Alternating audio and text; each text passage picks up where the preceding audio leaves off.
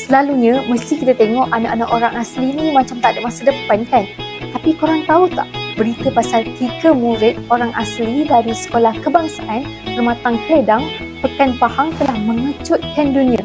Matthew, Izre dan Hafizi dari suku kaum Jakun telah memenangi pingat emas dalam Olimpik Robot Antarabangsa yang ke-26 yang diadakan di Pusat Pameran dan Konvensyen Busan, Korea Selatan. Annyeonghaseyo, kamsahamnida.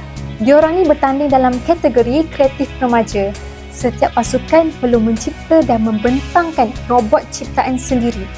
Yang hebatnya, diorang berjaya menewaskan pasukan dari 23 negara termasuk Korea Selatan, Greece dan New Zealand. Malah diorang juga menewaskan 2 lagi pasukan dari Malaysia, dari Johor dan juga Kelantan. Menurut Matthew yang baru berusia 12 tahun, pengalaman ini benar-benar membuka matanya.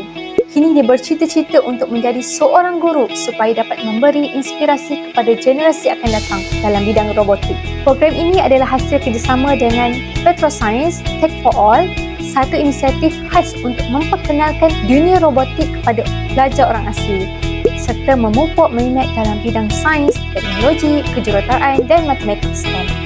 Inilah buktinya, bakat dan semangat tak pernah kenal umur dan asal usul. Walaupun kau tu kanak-kanak orang asli, share video ini supaya ramai lagi yang terinspirasi.